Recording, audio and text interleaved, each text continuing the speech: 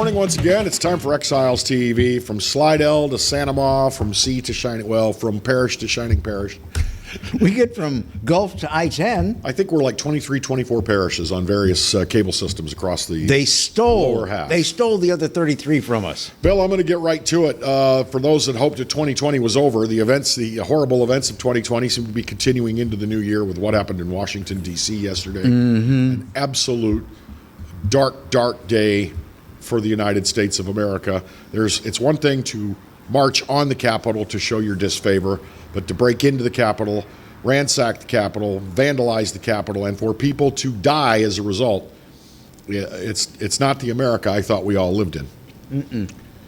I'm not going to lay blame at this point in time. I think it remains to be seen who the actual instigators are, but we know that even into this scenario that's being offered up by so many, that this was not real Trump supporters. This was Antifa, BLM, bad guys posing as something there weren't that actually started the assault on the Capitol.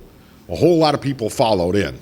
People followed in, and they can't all have been imposters. No. And shame.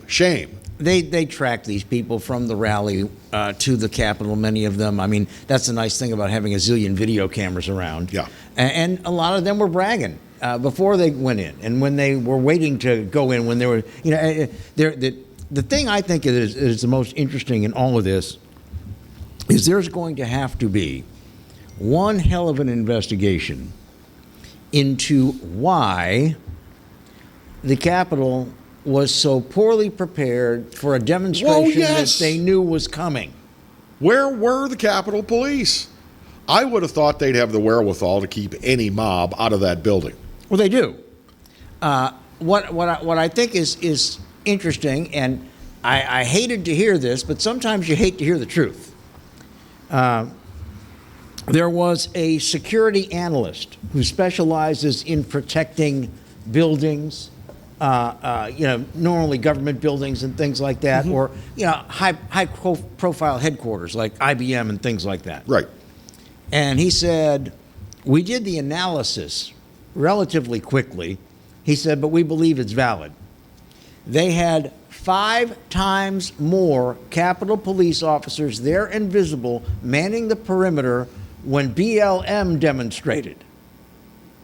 5 times more. BLM, as far as I know, made no attempt to breach the building. That's right, and the crowd was also 5 times smaller. Mm-hmm.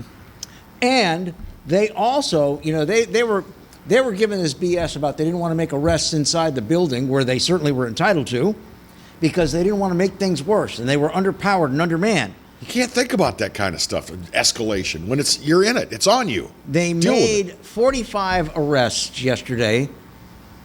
Only a dozen or so were inside the building. The rest were outside the building, or curfew violations, okay? Yep. Which means Metro made those arrests largely. Right. Yep. Washington, the mayor declared a curfew at like 4 p.m. And during the BLM demonstration, which didn't breach the Capitol or attempt to, they made 89 arrests. So I think that speaks for itself. There's going to be a big inquiry as to what the hell was going on and why they weren't prepared for this giant demonstration. We're already seeing stuff. This morning I was listening to a radio morning show that I won't name, Walden Johnson, that were talking about the guy with the helmets on his, the horns, the guy that was wearing the headdress with the horns, and they said, well, they've got pictures of him at all these different Antifa and BLM rallies. It's like, yeah, but what's the context of why he was there? Was he there participating in the demonstration, or was he there counter to the demonstration? Mm-hmm. Because a lot of these BLM Antifa things have had nationalists, proud Americans, patriots, Trump supporters, whatever you want to call them, there to offer, I don't know, psychological resistance. I don't know what. Well, here's the deal. One of the things that has made this so successful is people being willing to look to the distraction instead of the hard reality that is in front of them. It's how fish end up on the end of Clarence's line. They see the shiny little lure, and they bite it. Next thing you know, he's eating them. Mm-hmm. So you're going to hear, oh, well, there was a guy from Antifa from Missouri that actually flew over in an airplane and dropped something, and that's what caused it. And people are going to go, I don't like the reality, so yeah, I'm gonna latch on to that. No, I'm sorry. The sad reality of this is no matter who started the assault, a lot of people went into that building that shouldn't have, and they couldn't have all been imposters. I'm sorry. Well, and they've been calling a lot of Republican senators and congressmen and governors and people like that rhinos, Republicans in name only. Yep. I've been called that. Because they don't staunchly agree with the president or follow the president? Well, I think it's a compliment, because what they're telling me is they don't think it's a compliment. They think they're harming me. But what that tells me is I make my own damn decisions. I don't goose step with my arms stretched out to whatever somebody in the party tells me I should. So if you want to call me a rhino, please feel free. He'll wear it on his sleeve. Because it means that I make my own damn decisions. Could be worse, you know. Someone called me a libertarian. I'm joking. I'm joking. No, Let's take our first break of the hour. Later this hour, we're going to talk 2020 and crime with the district let's attorney. Bring him on right now. Let's bring Hillar. Well, we have on to right do a now. commercial after right the now. commercial break. Yeah. Okay. District Attorney Don't do Hillar that Moore later from in East the Baton hour. Rouge Parish joins us next.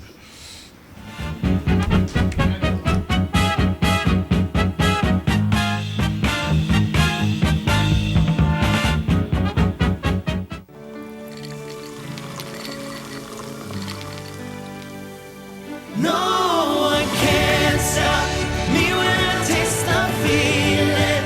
Nothing could ever bring me down.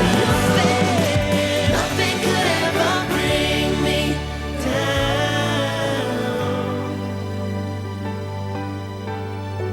Taste the feeling. Hi, I'm Bobby Yarborough with Manda Fine Meats. Here at Manda, we know what the folks of South Louisiana love. They love great flavored smoked sausage, delicious deli meats, and specialty items like boudin and andouille sausage. Manda Fine Meats has been providing these products since 1947. We produce them right here in Baton Rouge, so you know you're always getting the freshest product at your local grocery store. Manda Fine Meats. Taste the fresh local flavor in everything we make. Make it Manda every time.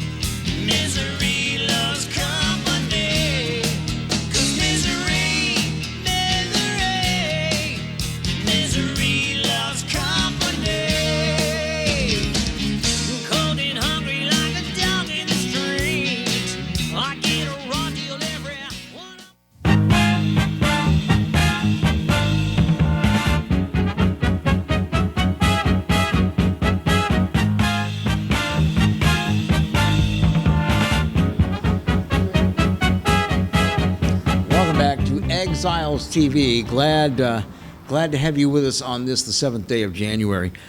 Joining us now is District Attorney for East Baton Rouge Parish, that is the 19th Judicial District Court System, Hillar Moore.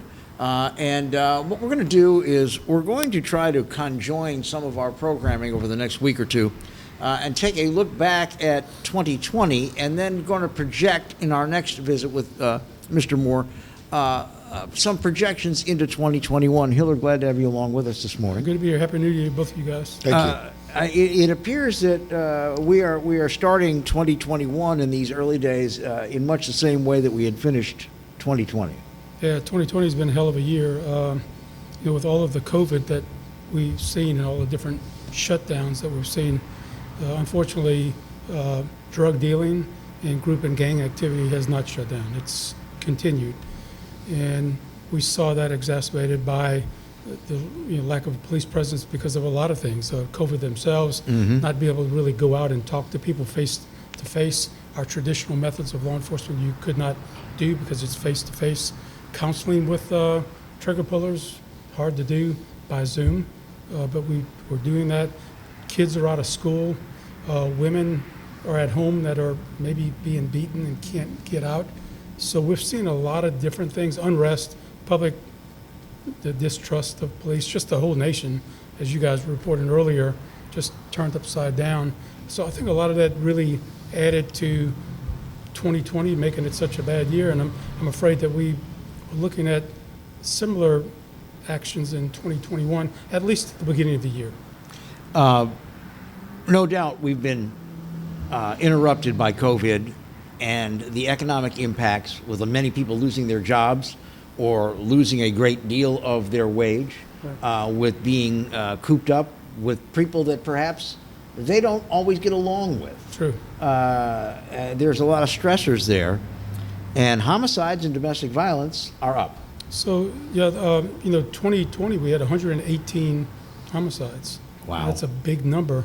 And surely we're up like 30% from the year before. We are very similar to 2017, the year after the flood, when we talked about social disorganization. Things are really disorganized, when we had 103. And the big difference this year that we have seen is not only just the number of homicides, but the number of daytime homicides, because we believe that some of the criminals were more emboldened to go out because of lack of folks on the street. Maybe police are being pulled off at other areas.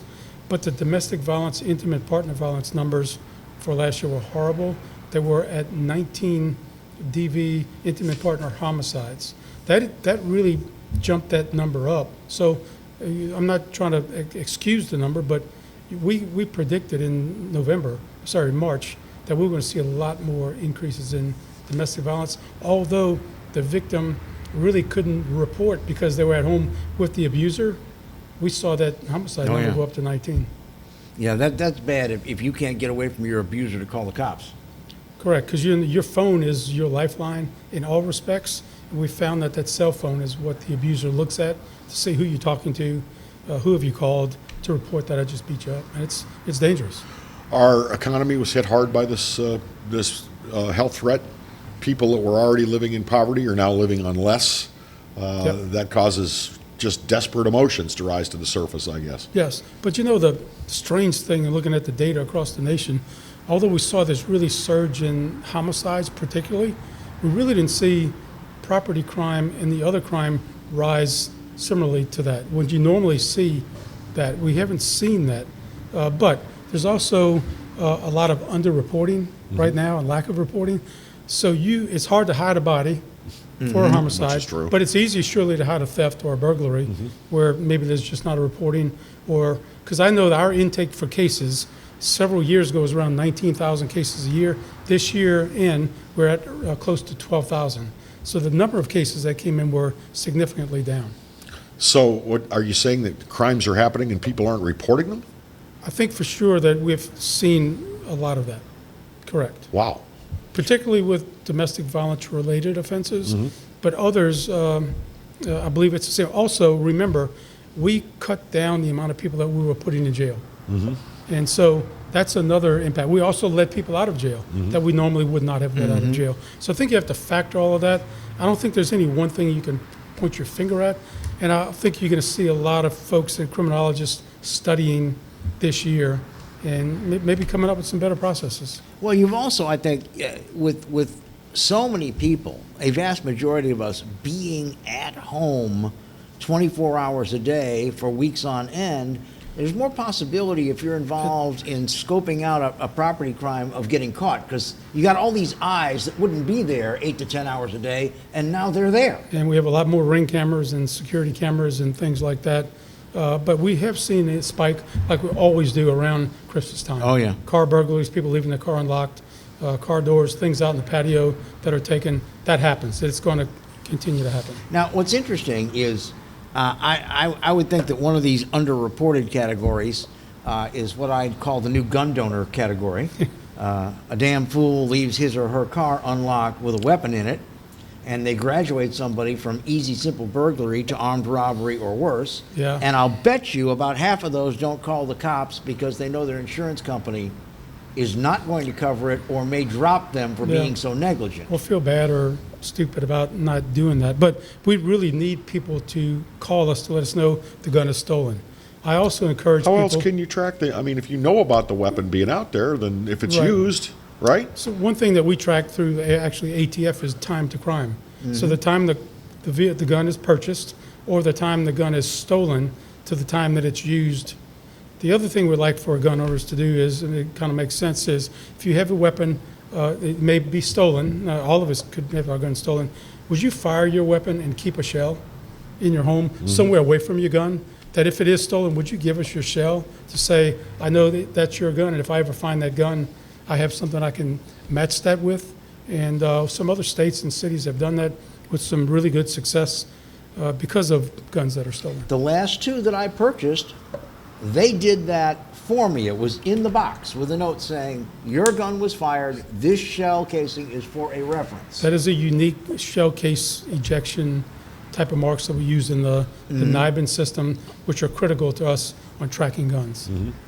So it's That very should be- important to have that. That should be standard procedure for a gun owner. It is I would common think. sense, but it surely should be, and it's something that we really need to take a look at. Well, you know, the call you don't want to get ever is, Mr. Gallagher, your Sig Sauer 9mm was used in a homicide tonight. Yeah. You don't want to get that call. Yeah, because you're especially the if the first reason suspect. somebody got it is because I left my damned car unlocked and- with my gun inside. And you didn't report it stolen. Right. And, you know, we do find that that gun is used fairly quickly once it's comes in the hands of How someone. quickly, roughly? I mean, ballpark it. 30 days to 60 days. It's very Wow. quick. And once that gun is used and it's known to be used, it's handed around to others, or it's kept in what we call a trap house. So it's not kept in the person's house that's going to use it. It's an abandoned house that it can't be attributed to anybody. So, you know, we have to rely on DNA and things like that when we find those weapons. So, yeah, locking your cars, locking your doors is extremely important. We're going to continue with District Attorney Hillar Moore in just a moment. Time for us to take a quick break. Back with more on Exiles TV.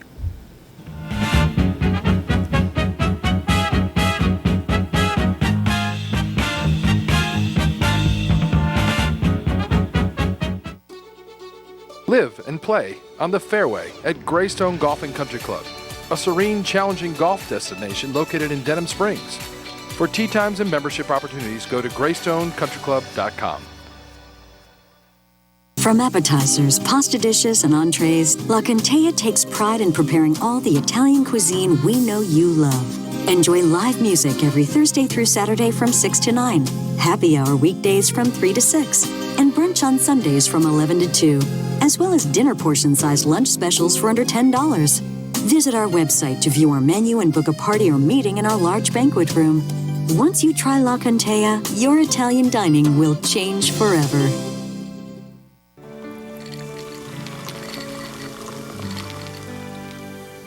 No one can stop me when I taste the feeling. Nothing could ever bring me down. Nothing could ever bring me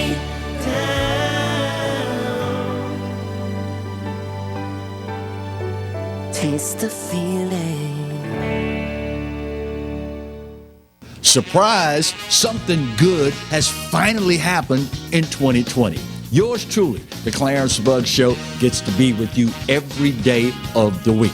That's right, 11 to 12 every weekday. And of course, the Exiles right in front of yours truly from 10 to 11, yours truly 11 to 12. So now it's appointment viewing. 5 days a week here on the Pelican. The Clarence Bugg Show. The only thing missing is you.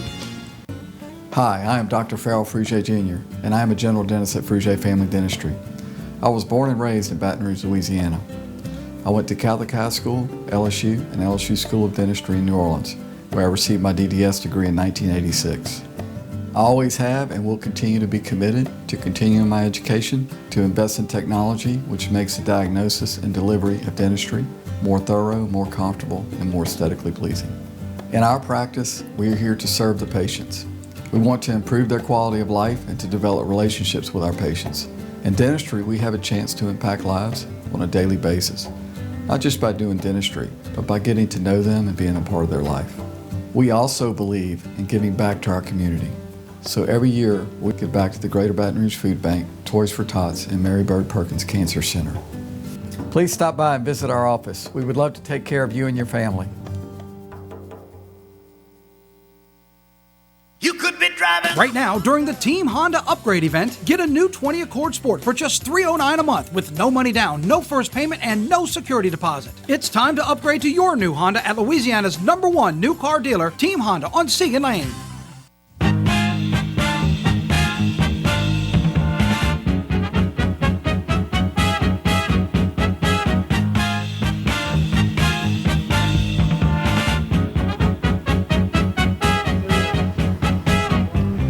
Back with Exiles TV. Our guest is the District Attorney of East Baton Rouge Parish, as I've said so many times, the most populous parish in the state ever since Hurricane Katrina.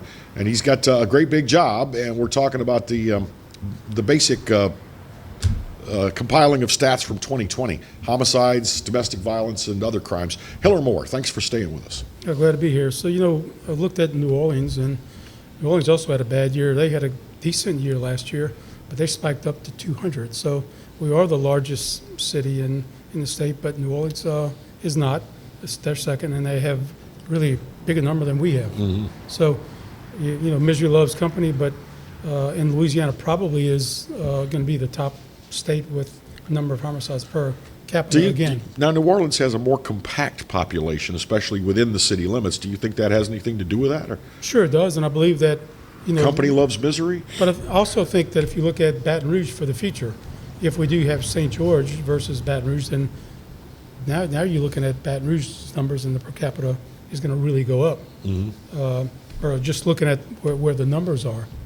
So because we do see that, like other years, 70805, and I hate to use the zip codes because those people in that area you meet are good folks. Well, I understand it's hurtful to them, but it's happening in their yards. And it's like this year we had 39 there, and in 70802, our next competitor was 17.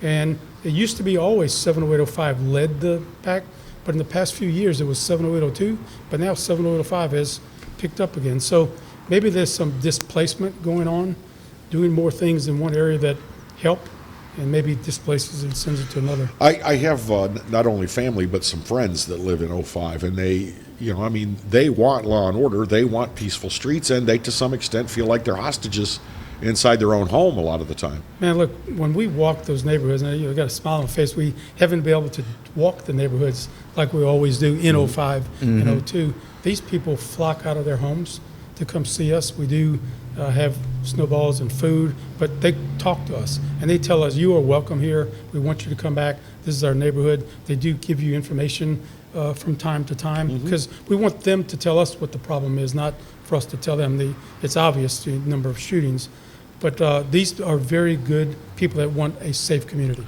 This might be a question better for the sheriff's office or the police, but shot spotters are we picking up more gunshots nightly, that sort of thing? We're picking up the shots that go off, and it's in the areas where we have shot spotter. Is it an alarming number of gunfire? It's a lot of numbers. And so I think we've talked about this before. We talk about murder because it's a number you just can't play with. It's unfortunate someone's dead. We really need to continue to focus more on non-fatal shootings. That's the near death. That's the one that a hospital saved or it's attempted murder. It is.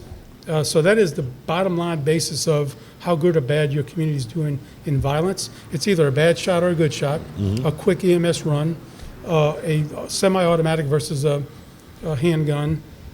It's a lot of things. It's a good doctor, not doctor. So we really need to look at, we study shots fired, we study non-fatals. That is a touch where blood is actually drawn, not that maybe a house is shot, although we track those. So we have a lot of data now that we never had before. That's something that we really need to concentrate on. Something in your Cliff Notes, we have less police contact due to COVID. Yes. We see daytime shootings spike and criminals emboldened. Most people in law enforcement and in government and in prosecutorial functions have been really, really wary about using the word criminals emboldened. But I guess there's no way around it now. I mean, it's happening. You can see it in the numbers because we've do this for, and I've done it for 12 years in this position. And you see it, and when you just say, damn, it's the daytime, and I'm going to shots fired, I'm going to someone killed in the middle of a street in the daytime, that's wide open. You know, just, I mean, I hate this. I mean, we get pissed off, and this is our place, this is our community. I'm glad you do. We work hard. You know, we're not able to do the things we want to do. We're frustrated that we can't go out and meet the people we want to meet. We see cases that pile in where everyone's overworked. And I'm talking about everyone. I'm telling the DA, the public defender, the court system, if we were able to really slow down and cut those numbers down somehow, that's going to take people, money, and effort. Then we could really pay attention to, why did you just break into a house? Do you understand you could have been shot? What's the underlying reason what would cause you to do that? Why are you carrying a gun? I'm scared. Can we figure out what leads you to this position? Then we can fix your problem. But now we flipping hamburgers all day long because we're moving to the next case because the volume, you got to keep up with the one coming in, the one going out. It's tough. Now, you've talked to us before about so many of these shootings being a result of a beef. Still. Young people got a beef, and that, you know, they settle it with their guns. We've also got some shootings that take place because it's armed robbery involved, and that's what kind of alarms me, because in some of the more recent cases, it's been quote unquote nice parts of town where you might be going to do business and find yourself in the middle of this kind of thing. You might, but I guess that could be anywhere. You could be, be standing by at the time of an armed robbery, huh? I think you have to be careful of what you're able to hear or see in the media as to how it's portrayed. A home invasion. You listen to a home invasion, that means someone's coming to your home to rob you and to kill you for your money. Well, was it a drug deal on the home invasion or not? So generally, murder is not an accident. The murderer and the victim, they know each other. There's generally, we rarely have the armed robbery that's just a armed robbery hold up. Someone's just shot. You probably know what I was thinking. I was thinking of there was one telephone store on South Sherwood Forest. Correct. A block away from I-12. That's that's a very unusual type of case. That is rare. Okay. And I want Baton Rouge to know that you are safe in Baton Rouge. And people will disagree with that because of the number, obviously. But if you're involved in a gang and you're involved with drug dealing activity, you're no longer safe.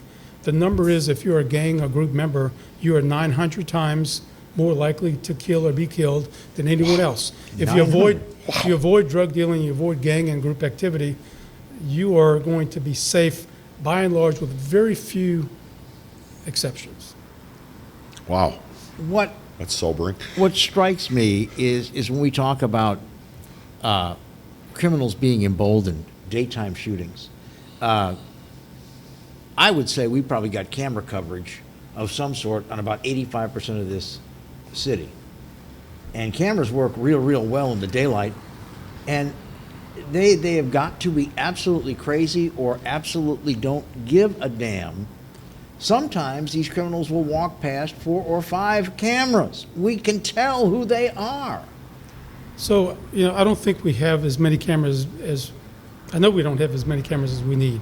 We're trying to move to that position with the hook-in cameras at your front-facing camera at your home. Give me access to that all the time. And can we link it up to the real-time crime center so I can see it immediately instead of waiting till the next day, giving you a jump drive. And so we don't have as many cameras as we want where we want them. We need more. But we need actually camera footage of that person with that gun shooting that weapon. Oftentimes there's shooters shooting at each other. Who shot first is key. Who wore what? Can we find the gun? Where's the gun? So yeah, we would like to have everything laid out on video for us with DNA and confessions. It just doesn't happen. No, it doesn't work that way. And you know, people are emboldened and people are afraid to come in and say, I just saw John Doe shoot so-and-so. Even family members are afraid. Because snitches get stitches. And houses get shot up. And so it's very difficult for people living in these higher prone areas to do that. And again, everyone knows each other. It's not an accident.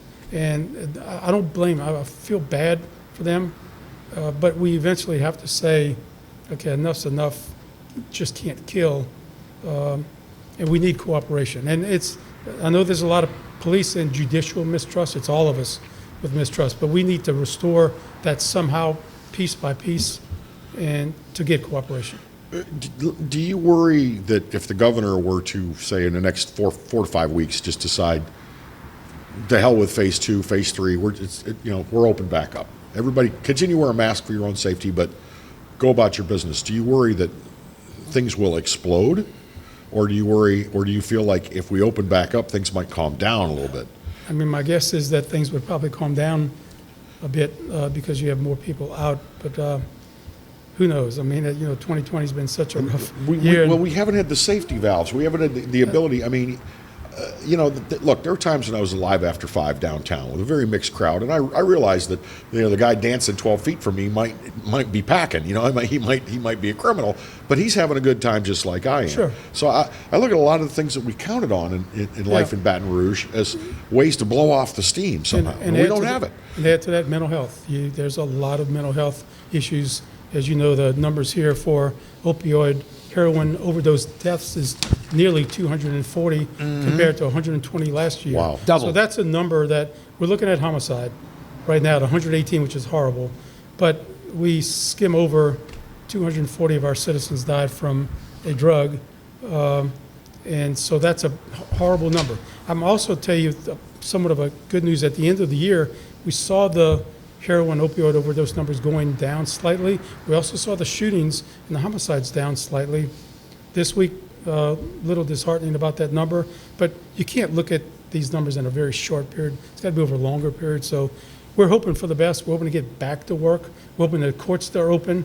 We're hoping to see juries again, defendants who we arrest to see a judge, to see a prosecution, because right now we're somewhat limited. People that go to jail could stay in jail, or get out quicker.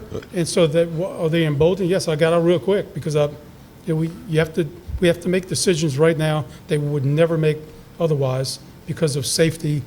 And so all of that adds, I believe, to this problem and into the equation. And the virus, the health crisis seems to be not getting better. It seems to be getting worse. Look at the numbers for the hospital. And some cities and chiefs and mayors have begged, quit shooting. We don't need you in the hospital. We have enough people with COVID that are suffering and tying up the beds. We don't need to be dealing with a trauma that's going to take all of these nurses away. If you don't mind, we need to take a break. I want to take a few more minutes of your time, if you can. Talk about the mental health intake facility, and then what is the next logical extension when it comes to crime that may be caused by depression, anxiety, uncertainty, all of which are mental health issues. Sure. Back in a moment with Hillar Moore. Stick around. Call my wife.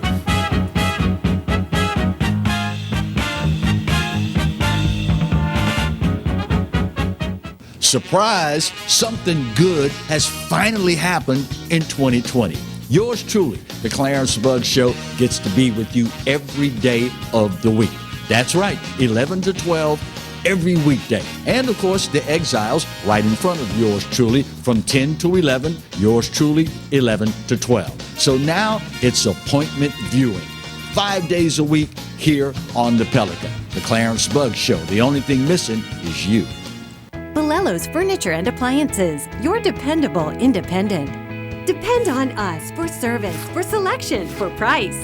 Get huge Whirlpool savings. Shop now and save on Whirlpool appliances throughout the store. Plus, experience our price match guarantee and ask about special financing. You can depend on the know-how of people who live appliances every day. Balello's Furniture and Appliances, your dependable independent with nationwide buying power. Hello guys, it's Debbie. It's time. I've got a brand new location. 10510 Airline Highway, Baton Rouge, next to After 5 Tuxedos. We have the perfect spot to get all your wedding and formal wear needs. Come see our one-of-a-kind name brand and get great prices. With 30 years experience, the best customer service anywhere. It's Debbie's Bridal, Airline Highway, Baton Rouge. See you soon. Hi, I'm Hurricane Betsy Barnes. And I'm Dr. Kay Siller with the Rocket Right Show. We are two busy blondes on the go showing off life in Louisiana. Watch us on Pelican Sports Network. And Talk 107.3 FM. Check local listings for times. I owed the IRS $10,000. The IRS garnished my wages. They put a lien on my house. I'm self-employed and didn't report all my income. They claim I owe a lot more than I do. The IRS is the most powerful collection agency in the world. They do not give up until you pay. I couldn't sleep. We were being audited. I called Tax Solutions Now, and a great big weight was lifted off my shoulders. I called Tax Solutions Now, and they got the IRS off my back. Tax Solutions Now had my wage garnishment lifted in 48 hours. Tax Solutions Now can get you help. Our agents know the rules, can stop the pain, and get you the best deal. Tax Solutions Now saved my business. I qualified for the Fresh Start program. I paid less than I owed. We connect you with a team of former IRS agents and tax professionals who get the IRS off your back. Time is running out. Call Tax Solutions now. Call 800-778-4345. 800-778-4345.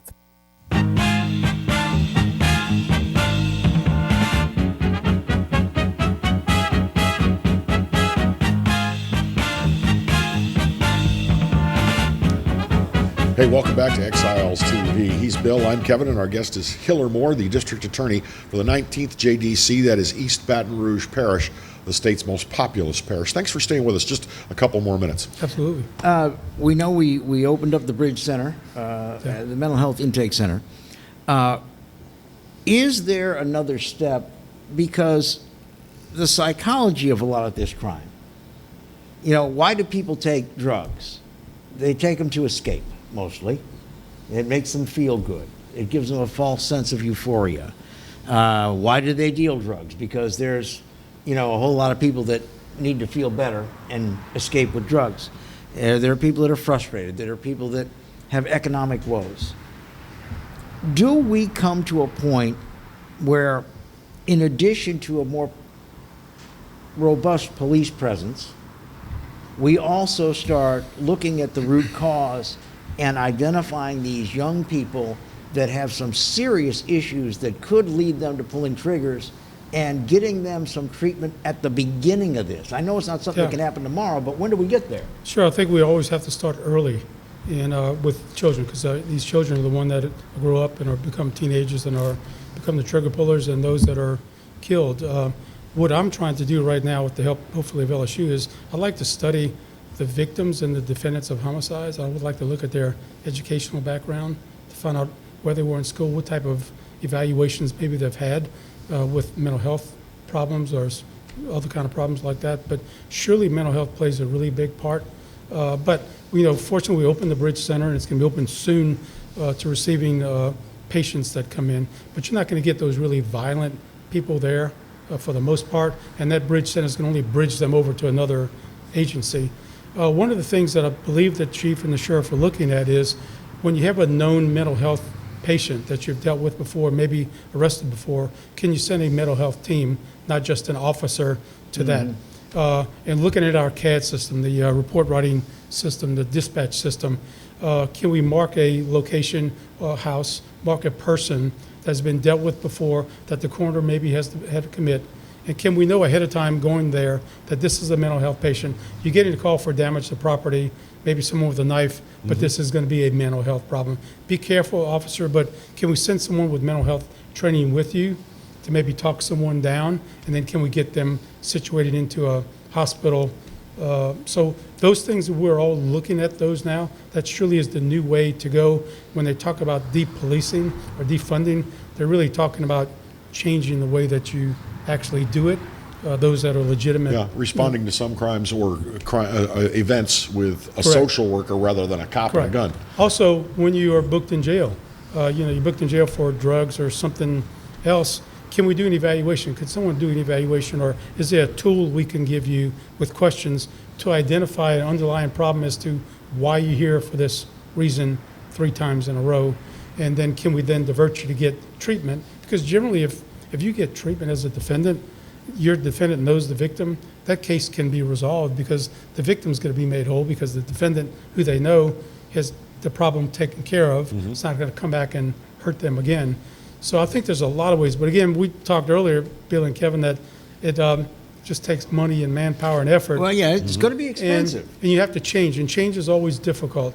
But I know that we are looking for that through a mental health court as well. Try to identify that person early on, and can we get them out of the prison? Because those are the most vulnerable, but also some of them are very dangerous. So we have to be careful of what we do. Well, yeah, I mean, it's like, I think it's hard being in law enforcement right now in a city, in an urban setting. It's got to be even harder to get trained mental health professionals that'll show up at these calls as well, because they can be quite dangerous. Well, hopefully we can get them paid as on staff, to do that. We've also seen people that can't really reach out to their counselor face to face. They have to do maybe a Zoom call. Difficult oftentimes to do, but I know our healthcare providers have surely tried, but seeing the numbers increase with suicides and drug overdoses, you have to guess that they have to be missing that contact somehow. There was a story last week, late in the week, middle-aged white guy, and he hasn't been able to go to his 12-step program for his opioid addiction. Saw that. And he's talking about a lot of his contemporaries that are not going to these 12-step plans because they can't meet face-to-face. Right. And a lot of them are very close to starting to use again. So the wheel turns, and it's turning in the wrong direction. Well, yeah, for a lot of addicts, it's that support group that helps And- you stay clean and sober. And not having a job, not having contacts, stimulus money comes in. What do you do? Not do? A lot of decisions. How are prosecutions going? Are you just having to postpone as many cases as possible, or how are you Yeah, able to do it virtually really- in the 19th? Really good question. Hats off to my staff. I mean, these guys have been working their tails off, working from home, working in the office. They come into contact with a lot of folks exposing themselves. I got great staff. We're moving as many cases as we can. The judges are working hard to move. We've got brand new judges right now. They are all working tremendously hard. They understand the issues and the problems. We've had 6 jury trials last year, which was more than most of the others around the state, for sure, in the country. We were on phone calls all week long with the nation. And so we've written a paper called The New Normal, and it's been published around the nation. So we're hopefully going to get back to normal here soon to start trying cases, because we have to. The Now, numbers are piling up. When you say is this a Zoom a jury, No, sir, or it's a it's a jury trial, in a room with and- maybe plexiglass shielding or something? Absolutely. And hats off to grand jurors, hats off to jurors that are coming in, doing their job because we need them. And without them, criminals get emboldened. And we need them to know you will have your day in court. But the further time delays, and we've got a lot of time delays, it's the hand in the cookie jar.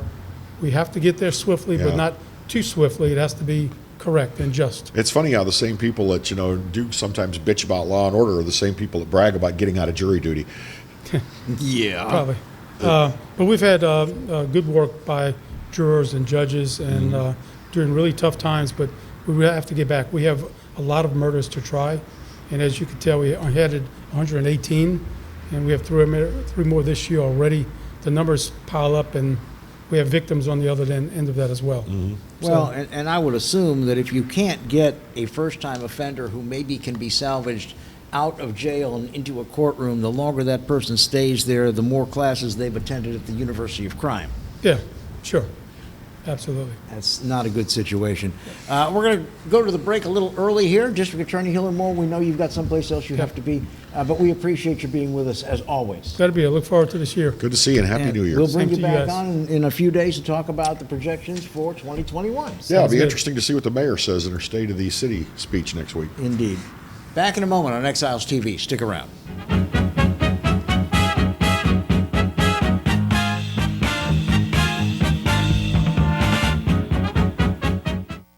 Caught spiders.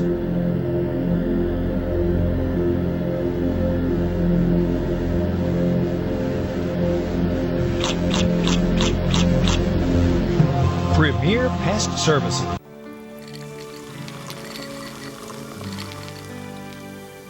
No one can stop me when I taste the feeling. Nothing could ever bring me down. Nothing could ever bring me down.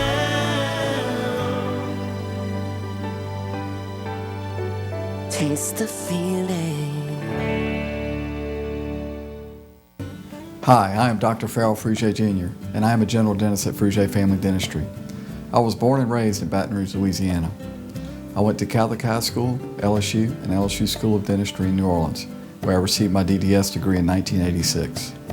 I always have and will continue to be committed to continuing my education, to invest in technology which makes the diagnosis and delivery of dentistry more thorough, more comfortable, and more aesthetically pleasing.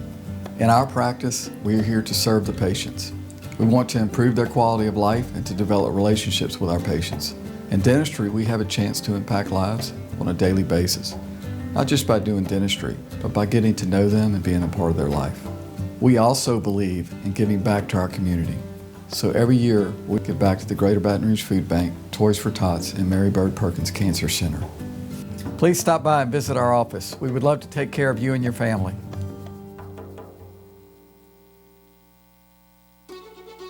Live and play on the fairway at Greystone Golf and Country Club, a serene, challenging golf destination located in Denham Springs. For tee times and membership opportunities, go to greystonecountryclub.com. Louisiana's #1 Honda dealer welcomes you to our biggest clearance sale of the year, the Happy Honda Day sales event. Get year-end clearance pricing on over 900 new Hondas, plus a complimentary lifetime powertrain warranty with every new Honda. Save thousands on your new Honda right here at Team Honda. Hi, business owners. Phase 3. Woohoo! But do your customers know you're back? Well, that's where the Clarence Bugg Show and Pelican Broadcasting can help. Right now, we've got great rates on advertising packages to help you get the word out. Shoot me an email at bugsclarence@gmail.com. Or better yet, call me up. I'd love to talk with you. 225-485-6839. Let's get together and make Phase 3 the best it can possibly be. Got termites?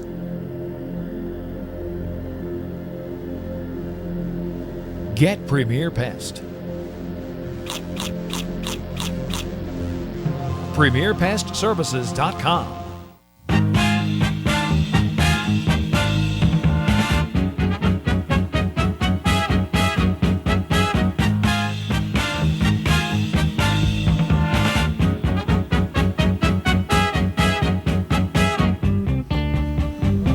Hey, welcome back to Exiles TV. We want to thank once again Hillar Moore, the District Attorney for East Baton Rouge Parish, for spending some time with us. Some very frank talk about the crime trends in East Baton Rouge Parish, not only for 2020, but as we move into 2021, we've already had 3 murders. Well, we've had 3 fatal shootings. They haven't been ruled murders just yet, but I think they're going to go on the record as murders. But that's just in the first 7 days of the new year. So does that put us on track? If you want to apply a little math to that, that puts us on track to beat 2021 already if we continue at this rate. There are problems. By the way, Bill stepped out just a little bit early, so it's just me for the remainder of the program. But there are some problems we have that are within the African-American community. And Clarence Buggs and I were just discussing during the break that there are things that a person who is not a member of that community just cannot say to go about addressing these problems, because that voice is going to fall on deaf ears sometimes, or people that just don't want to hear it.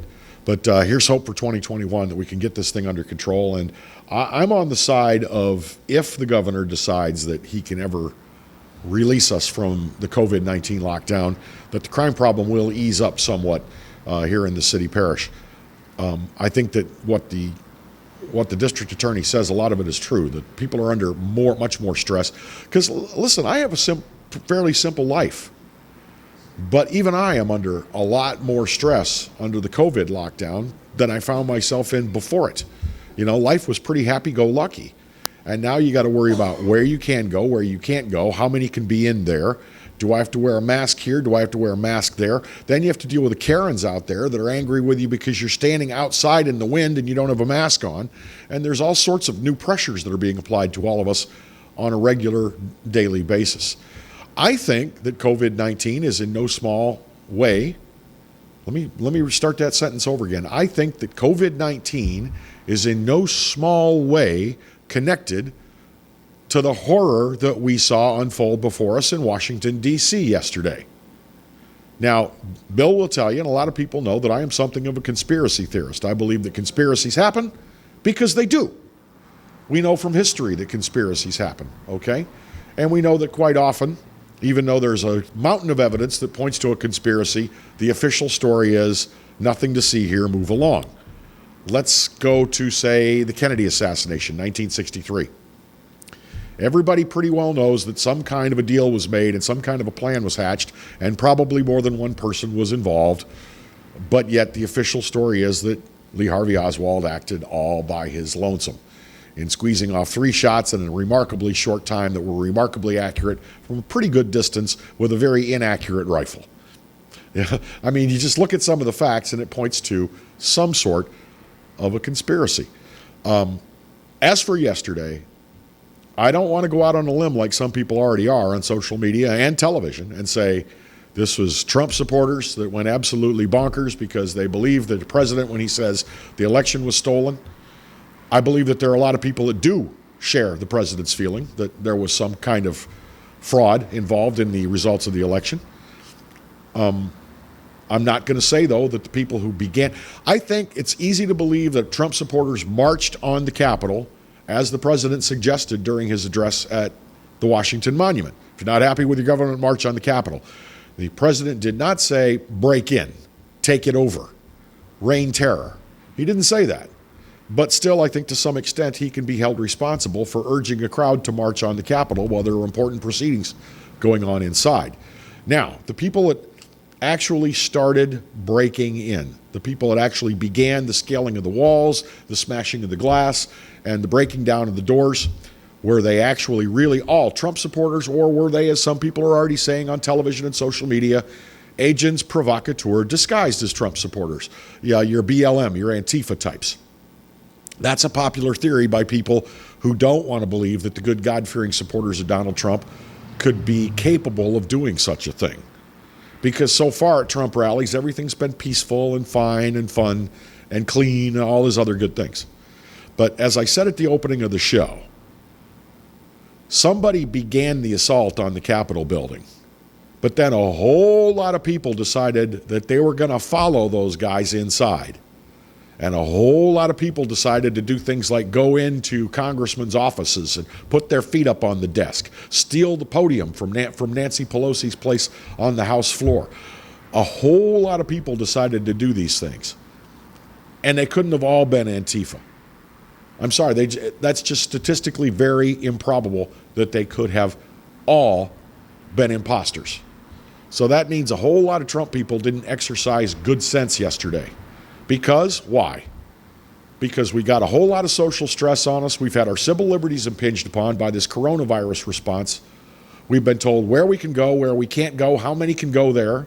We've been told we can't go to church on Sunday, but yet we can pack ourselves like sardines into an airline and fly. You know, we've been told that we can go to a bar, but no more than 50 of us, and for God's sake, don't dance. Oh, and by the way, the virus is especially virulent after 11 p.m. for some reason. You know, these are the sorts of things that stress people, whether they understand it's happening to them or not.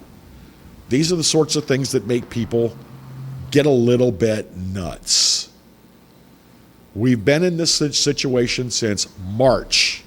We just hit 10 months since 2 weeks to flatten the curve, okay? There is no doubt we have been lied to. I don't think the people that told us the lies intended that they be lies at the time that they told them. But 2 weeks to flatten the curve is a prime example. We have been placed under stress. Now, are you a conspiracy theorist? Do you believe that the virus is directly related to what we saw yesterday? And do you believe that, is it possible that the virus was all part of the plan? Think about it. An election year. Conveniently, in the first month of the election year, we wind up with a virulent strain of a novel virus hitting the USA that nobody quite knows how to cope with because they just don't know enough about it yet. Conveniently, it's released from a country that we have pretty poor diplomatic relations with, and we have to trust whatever news we get out of that country and take it for face value. You know, do you believe the COVID virus was intentional? Do you believe that? If you believe that, then you might as well go hippity-hopping along into believing any other number of conspiracy theories. Intentional or not, COVID has contributed to the atmosphere in the United States. That's my opinion. That maybe this past election year wouldn't have been as tense. That maybe this past election year wouldn't have been as violent. That maybe when things like the horrible, unfortunate George Floyd incident happened, that the reaction might not have been as explosive if we weren't already facing these pressures telling us, don't leave your house. If you do leave your house, for God's sakes, wear a facial covering and possibly gloves. Stay 6 feet away from people. This is not the way we live our lives in America. So people are stressed. People are different. People are, I think, more willing to buy into an extreme ideology than they were maybe 12 months, 18 months ago. And the people that are with the president are perhaps with him as he goes into a dark place. I don't think Donald Trump expected to lose this election at all. And whether or not you believe it was stolen from him and us is at this time irrelevant. Time will tell. He's not handling, in my opinion, he's not handling himself well. Okay? If I were him, I would have backed off and remained silent and let the process play out, kept off of Twitter, and waited for Inauguration Day, at which time I would have excused myself and said, no, thank you. I don't want any part of Inauguration Day. I don't recognize the election as legitimate. Farewell. And then, if I were Donald Trump, I'd pack up all my dollars and all my tax dollars, and I would leave the US of A forever. That's just me. Either way, yesterday was a horrible, horrible thing, and I hope that yesterday is not the harbinger of something like a second American Revolution. I hope we can get beyond this. Maybe it woke some people up, but from what I'm reading on social media, it's made the divide even more so. So that's all I have to say for today. Thank you so much for tuning in, and Bill and I will join you on Monday. We've got the State Treasurer, John Schroeder, coming with unclaimed property coming up next week. Hope to have you with us. Till then, take care, and may God bless. Bye-bye.